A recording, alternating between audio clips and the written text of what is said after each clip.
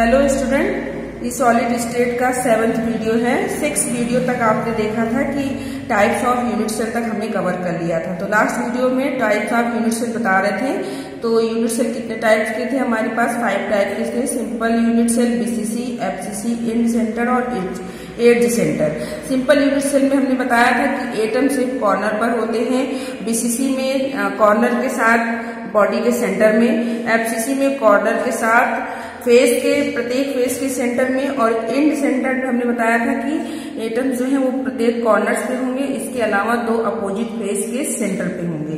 As centre में बताया था कि कॉर्नर पे होंगे और साथ में जितने भी एज हैं उनके सेंटर पे होंगे। तो ये सारी चीजें हमने आपको लास्ट वीडियो में बता दी थी। तो इसमें एक चीज कॉमन बताया था कि जितने भी यूनिट सेल हैं सब में एटम्स कॉर्नर पर होंगे, और कॉर्नर के साथ जो है बीसीसी में बॉडी सेंटर में हो जाएगा, एफसीसी में कॉर्नर के साथ फेस के सेंटर में, एंड सेंटर में जो है कॉर्नर के साथ जो है अपोजिट फेस के सेंटर पे, और एज सेंटर में बताया हमने कॉर्नर के साथ जो है प्रत्येक एज के सेंटर में। तो यहाँ तक हमारा types of unit cell complete हो जाता है। अब हम यहाँ से नेक्स्ट टॉपिक स्टार्ट करेंगे, वो है हमारा calculation of number of particle और number of atom in calculation of number of particle और number of atom in unit cell. हमें यहाँ पे कैलकुलेट करना है कि प्रत्येक यूनिट सेल में, जो हमने 5 टाइप्स के यूनिट सेल पढ़े, तो प्रत्येक यूनिट सेल में कितने नंबर ऑफ एटम या नंबर ऑफ पार्टिकल होते हैं। तो हम यहाँ सबसे पहले स्टार्ट करेंगे सिंपल यूनिट सेल से, क्योंकि हमारे पास 5 टाइप्स के यूनिट सेल हैं। First one that is simple unit cell. Simple unit cell, या इसी को बोलते हैं प्रिमिटिव यूनिट सेल। तो कैलकुलेशन करना है सबसे पहले सिंपल यूनिट सेल में। किसका कैलकुलेशन करना है? Calculation of number of atom.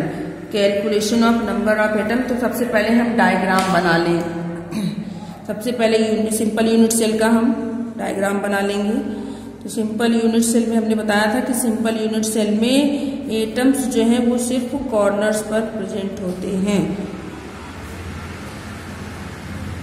ये है हमारा सिंपल यूनिट सेल। यहाँ पर एटम्स कहाँ पर प्रेजेंट है? केवल जो है कॉर्नर्स पे, only at corners. Atoms present at only at corners. ये कॉन्स्टिट्यूएंट पार्टिकल्स हैं। तो यहाँ पर आप देख रहे हैं, हमें क्या कैलकुलेट करना है? Number of atom. Number of atom calculate करना है। अब आप सिंपल यूनिट सेल को देखेंगे तो आपके दिमाग में तुरंत आएगा कि इसमें तो 8 कॉर्नर्स हैं, तो 8 एटम होने चाहिए, लेकिन एक्चुअल में राइट नहीं है। ये सही नहीं है कि जो सिंपल यूनिट सेल है उसमें 8 कॉर्नर्स है, 8 पर कॉन्स्टिट्यूएंट पार्टिकल रखे हैं, 8 पर आपके एटम्स रखे हैं, तो उसका नंबर ऑफ एटम 8 होगा। नहीं, 8 नहीं होगा। क्यों नहीं होगा? इसलिए क्योंकि यूनिट सेल को हम तो क्रिस्टल लैटिस से निकाल करके अलग से पढ़ रहे हैं, लेकिन एक्चुअल में ये यूनिट सेल क्या है? Simple unit of crystal lattice. तो एक क्रिस्टल लैटिस में जब यूनिट सेल को रख करके इमेजिन करें तो हम देखेंगे कि प्रत्येक यूनिट सेल का जो एक कॉर्नर होता है या एक एटम होता है, सिर्फ एक ही यूनिट सेल में ना होकर के बल्कि और भी यूनिट सेल से अटैच होता है। तो कितने यूनिट सेल से अटैच होता है हम इसको देखेंगे। तो देखिए, ये हमारे पास है, ये 2 बॉक्स हैं। ये 2 बॉक्स हैं। जैसे हमने एक बॉक्स को अपने हाथ में लिया, अब हम किसी एक एटम की बात करें। जैसे हमारे पास ये एक कॉर्नर है, कॉर्नर पे एटम्स रखे हुए, हम किसी एक कॉर्नर की बात कर रहे हैं। अब इस कॉर्नर पे देखें एक एटम लगा हुआ, इससे क्रिस्टल लैटिस में क्या होता है? इससे एक यूनिट सेल और अटैच होता है। तो अब क्या हुआ कि ये जो एटम था, इसमें जो ये कॉन्स्टिट्यूएंट पार्टिकल या एटम था, ये इस यूनिट सेल से भी अटैच है।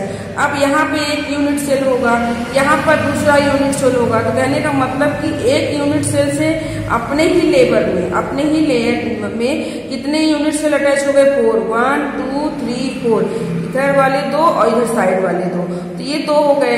यानी कि इस कॉर्नर से कितने यूनिट सेल अटैच हो गए? 4 अभी तक। अब इसके ऊपर एक लेयर होगी क्रिस्टल लैटिस में, एक इसी के ऊपर, एक इसके ऊपर, दूसरा इसके ऊपर, तीसरा, चौथा। तो कहने का मतलब 4 यूनिट सेल नीचे और 4 यूनिट सेल ऊपर, और बीच का ये एटम, ये बीच का ये सेंटर, ये बीच का एक कॉर्नर आपका हो गया, या इसको आप ले सकते हैं, किसी एक को भी ले सकते हैं। तो जब आपने इसको लिया तो इसको जब आप ले रहे हैं तो बीच में ये है, और यहाँ पर 4 इस लेयर में है, 4 ऊपर वाले लेयर में है, तो चारों आ करके इससे अटैच हो रहे ऊपर वाले और 4 इससे तो यानी कि इस एटम से कितने यूनिट सेल अटैच है? इस एटम से 8 यूनिट सेल अटैच है। इसका मतलब ये जो एटम है ये 8 भागों में बट जाएगा। तो एक यूनिट सेल को कितना मिलेगा? इस एटम का एक भाग यूनिट सेल को कितना मिलेगा? 1/8, क्योंकि एक यूनिट सेल का एक एटम, यूनिट सेल का एक एटम 8 यूनिट सेल से जुड़ा हुआ है, और जब 8 यूनिट सेल से जुड़ा है तो एक यूनिट सेल में उस एटम का या उस कॉर्नर पर रखे हुए एटम का कितना भाग होगा? 1/8 होगा। और कुल कितने कॉर्नर्स हैं? कुल कितने कॉर्नर्स हैं एक यूनिट सेल में? 8 कॉर्नर हैं। तो कितना हो जाएगा? 1/8 इंटू 8।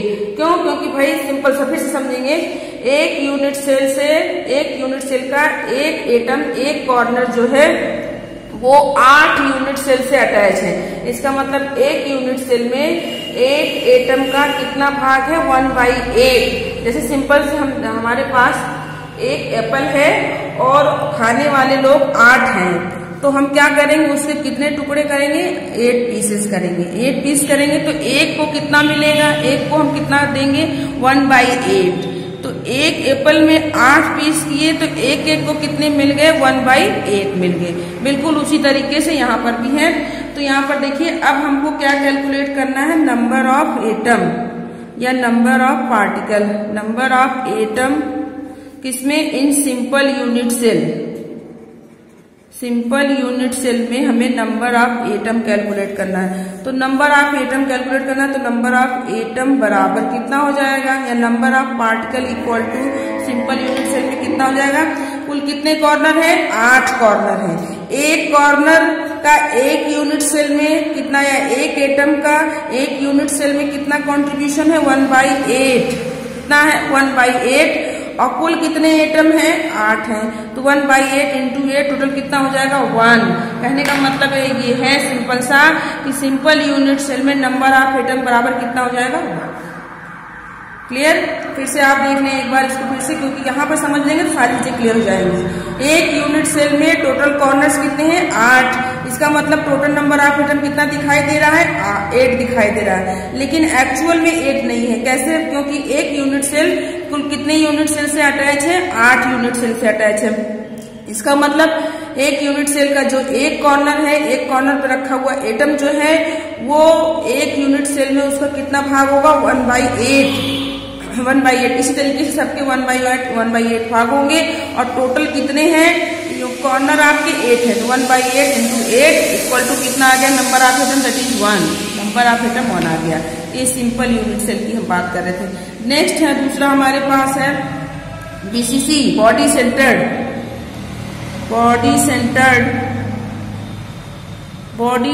Unit cell.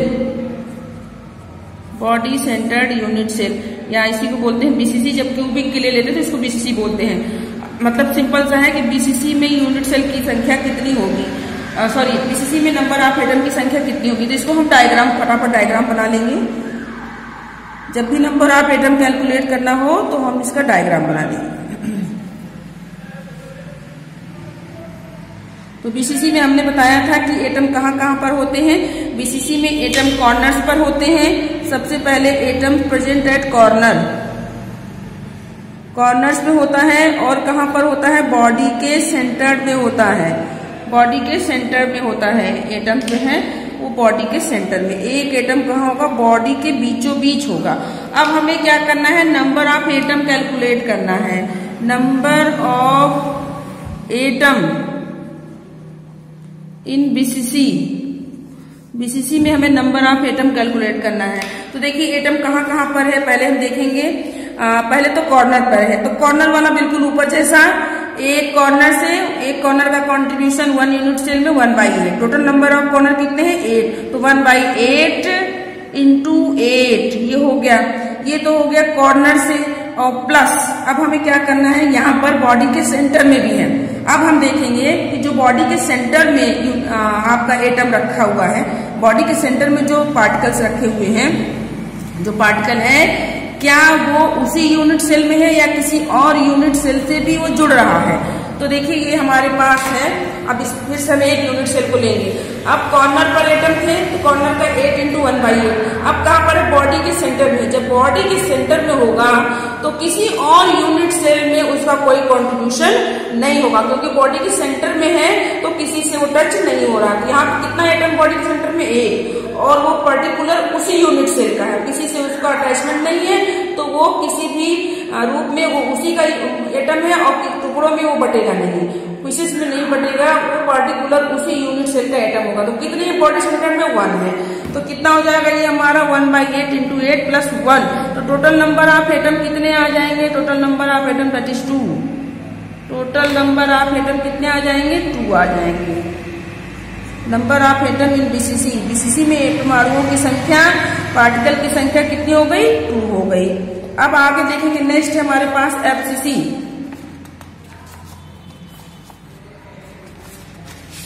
नेक्स्ट हमारा है एफसीसी, देखेंगे थर्ड यूनिट सेल है, दैट इज एफसीसी। या बोलते हैं इसी को फेस सेंटर्ड यूनिट सेल या face centred cubic unit cell. जब हम क्यूबिक को लेंगे तो फेस सेंटर्ड यूनिट सेल या दैट इज एफसीसी। एफसीसी हमने लिया।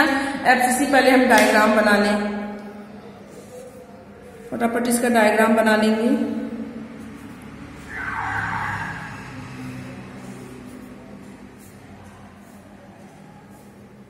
ये हो गया। अब हमको सबसे पहले एटम कहां पर रखने हैं, एटम्स एट कॉर्नर। एफसीसी में कहां कहां पर था, एटम कॉर्नर पर था, ये हो गया कॉर्नर पर, ये हमने पहले कॉर्नर पर रख दिया। अब कॉर्नर का कंट्रीब्यूशन कितना होता है, 1/8 × 8। तो यहां पहले हम लिखे नंबर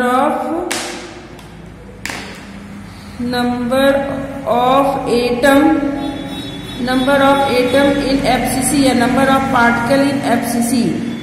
अब देखेंगे कितना हो जाएगा। सबसे पहले चूंकि कॉर्नर कितने 8 हैं, एक कॉर्नर पर कंट्रीब्यूशन 1/8, तो 1/8 × 8 प्लस अब एफसीसी है तो पहले एफसीसी के एटम्स को हम रख लें। एफसीसी में कहां पर होगा भाई, कितने फेस है, टोटल नंबर ऑफ फेस कितने हैं, 6 है। टोटल नंबर ऑफ फेस कितने हो गए, 6 हो गए।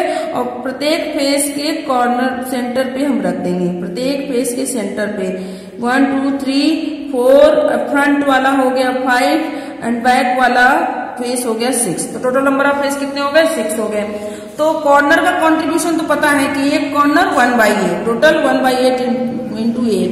अब हमें फेस का देखना है कि क्या फेस पे जो रखे हुए एटम्स हैं वो पार्टिकुलर उसी यूनिट सेल के हैं या किसी और से अटैच्ड हो रहे हैं। तो ये देखिए ये हमारे पास एक यूनिट सेल है। अब कॉर्नर वाले कंट्रीब्यूशन हो गए। अब हमने बताया था कि जब आपका फेस सेंटर्ड होता है तो वहां पर प्रत्येक फेस के सेंटर में रखे हुए होते हैं। देखिए प्रत्येक फेस में हमने एक एटम रख दिया है। अब क्या ये पार्टिकुलर इसी का है, तो हम देखते हैं कि दूसरा एक यूनिट सेल दूसरे यूनिट सेल से ऐसे अटैच होता है, इस तरीके से अटैच होगा। तो अब जो फेस पे रखा हुआ एटम था उसका आधा भाग इसमें चला गया, आधा भाग इसमें, 2 भागों में बढ़ गया। अगर हम बीचों बीच कोई एटम रखेंगे तो आप देख करके डायग्राम इमेजिन कर सकते हैं कि आधा टुकड़ा इसको मिल जाएगा, आधा टुकड़ा इसको मिल जाएगा। फिर यहाँ पे फेस पे रखा है, दूसरा यूनिट सेल अटैच है तो आधे इसमें आधे इसमें, इधर लगाया तो भी आधा इसको आधा इसका। कहने का मतलब है कि एक फेस पर रखा हुआ एटम कितने यूनिट सेल में बढ़ता है, 2 यूनिट सेल में। तो एक यूनिट सेल में एक फेस का कितना भाग हो जाएगा, 1/2। और टोटल नंबर ऑफ फेस कितने हैं, 6, तो 6 × 1/2। तो यहाँ पर क्या हो जाएगा, 6 × 1/2। तो टोटल नंबर ऑफ फेस कितने हो जाएंगे हमारे जो है, या total number of particle face centred में कितने हो जाएंगे, that is 3 and 1 that is 4। Total कितने हो जाएंगे, 4। तो नंबर ऑफ एटम या number of particle in FCC that is 4। Total कितने हो जाएंगे, 4 हो जाएंगे। 4 कैसे आए, 1 from corner and 3 from face. Total number of face कितने थे? 6 थे। एक फेस का कंट्रीब्यूशन कितना है? एक यूनिट सेल में 1/2, 2 भागों में बट रहा है, तो 6 × 1/2। अब हम फोर्थ यूनिट सेल की बात करेंगे, that is end centred unit cell. End centred unit cell या इसी को ECC बोलते हैं, एंड सेंटर्ड यूनिट सेल। यहाँ पर नंबर ऑफ पार्टिकल हमको देखना है, तो सबसे पहले हम डायग्राम बना लें। एंड सेंटर्ड का डायग्राम बना लेंगे। एंड सेंटर्ड में हमने बताया था कि एटम्स कहाँ पर होंगे? At corner. तो पहले हम कॉर्नर पर रख लें। कॉर्नर्स पर एटम हो जाएंगे। उसके बाद कॉर्नर के अलावा हमने बताया था कि एंड सेंटर्ड में एटम कॉर्नर पे रहते हैं और 2 अपोजिट फेस पर रहते हैं, केवल 2 फेस पे, वो भी अपोजिट वाले, एडजेसेंट वाले नहीं। तो 2 अपोजिट फेस पे हम रख लेंगे। मान लीजिए एक ऊपर रख लिया, एक नीचे रख दिया हमने, टॉप और एक बॉटम। अगर राइट में रखते हैं तो लेफ्ट में रखेंगे, फ्रंट में रखेंगे तो बैक में, 2 अपोजिट फेस पे रखेंगे। अब हमें निकालना है number of atom. Number of atom in edge centred unit cell. Edge centred unit cell में तो अब यहां पर देखेंगे कितने होंगे भाई? कॉर्नर वाला कंट्रीब्यूशन सेम, दैट इज 8 × 1/8, यही हो गया। प्लस अब कितने फेस पे है भाई? 2 फेस पे। एक फेस में एक यूनिट सेल का कितना भाग? 1/2। टोटल कितने हैं? फेस है 2, तो 1/2 × 2, तो कितने आ जाएगी? इधर 1 आ गया, इधर कितना आ गया? 1। तो total number of atom in edge centre that is 2। Total number of atom कितने हो जाएंगे? 2 हो जाएंगे। नंबर ऑफ एटम या नंबर ऑफ पार्टिकल कितने हो गए? दैट इज 2 हो जाएंगे।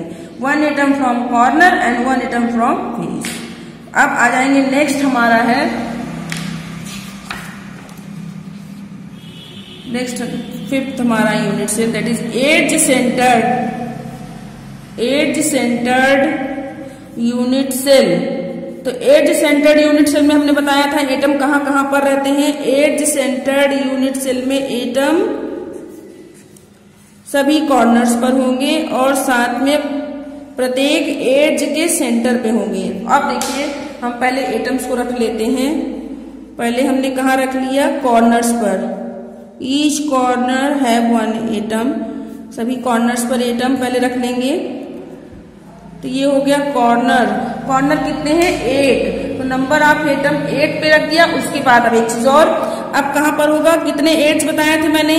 हमने बताया था कि एक यूनिट सेल में आपके 8 कॉर्नर्स होते हैं, 6 फेस होते हैं और एड्स कितने होते हैं? 12। देखिए अभी काउंट कर लेंगे। और एड्स क्या होता है? 2 कॉर्नर की बीच की जो लेंथ है, 2 कॉर्नर के बीच की जो डिस्टेंस है, दैट इज एड्स।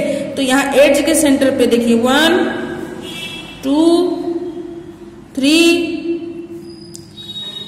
सॉरी इधर 4 रख दिया, 1 2 3 4 5 6 7 8 9 10 11 12। तो ये 12 हो गए। अब नंबर ऑफ एटम लिखेंगे।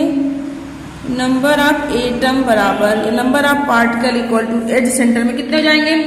8 कॉर्नर से 8 × 1/8 फ्रॉम कॉर्नर। एंड अब देखेंगे एड्स का कितने कंट्रीब्यूशन होता है, इसको हमको समझना पड़ेगा। अब ये एक एड्स है, अब ये देखिए एक एड्स है। टोटल नंबर ऑफ एड्स कितने हैं? 12। फिलहाल हम एक एड्स को देखें कि एक एड्स पे लगा हुआ एटम कितने यूनिट सेल से अटैच है। ये हमारा एड्स है, यहाँ पर हमने एक यूनिट सेल रख दिया, एक हमने यहाँ पर एटम रख दिया, एक छोटा सा एटम यहाँ पर रख दे रहे हैं। अब आप देखिए कितने से अटैच होगा। इसके बगल का यूनिट सेल, इसके बगल में एक यूनिट सेल अटैच हो गया, तो ये देखिए आधा भाग इसका इसमें चला आया। अब एक इसके ऊपर होगा, एक इसके ऊपर होगा, मतलब यहाँ पर जो एटम रखा हुआ है वो इससे भी जुड़ा हुआ है, बगल वाले यूनिट सेल से भी, और अपने यूनिट सेल के ऊपर रखा हुआ यूनिट सेल और बगल वाले के ऊपर रखा हुआ यूनिट सेल। मतलब एक एटम का एक एड्स पे रखा हुआ एक एटम टोटल कितने यूनिट सेल से कनेक्टेड है? 4, 2 अपने लेवल के, 2 ऊपर के। तो इसका मतलब एक यूनिट सेल में उसका कितना भाग हो गया? 1/4। क्योंकि जब आप किसी भी जैसे सेब ले लिया हमने, या हमने कोई भी चीज खाने की ले ली और उसको हम 4 लोग हैं खाने के लिए, तो उसको हमको बांटना है, तो हम क्या करेंगे, उसको 4 भाग बांटना है, तो एक को कितना मिलेगा 1/4। तो ऐसे यहाँ पर एक एटम रखा है, बगल वाले से जुड़ा है, 2 ऊपर वाले से, तो एक यूनिट सेल में उसका कॉन्ट्रीब्यूशन 1/4। तो कितना 1/4 कंट्रीब्यूशन एक यूनिट सेल में। एक एड्स पर रखा हुआ एटम जो है वो एक यूनिट सेल में उसका कितना भाग है, 1/4 है। टोटल नंबर ऑफ एड्स पे कितने हैं, टोटल नंबर ऑफ एड्स कितने हैं, 12 है, तो टोटल एटम कितने हो गए, 12 हो गए। तो यहाँ कितना हो गया 1, फिर यहाँ से कितने हो जाएंगे 3, तो टोटल नंबर ऑफ एटम कितने आ जाएंगे हमारे, total number of atom that is 4। Total number of atom 4, यानी कि number of atom in edge centre that is 4। कहाँ से आ गए 4, ये 1 from corner and 3 atom from edges, तो ये हो गया एड्ज सेंटर यूनिट सेल। यहाँ पर हमारा ये टॉपिक खत्म होता है, calculation of number of atom in unit cell.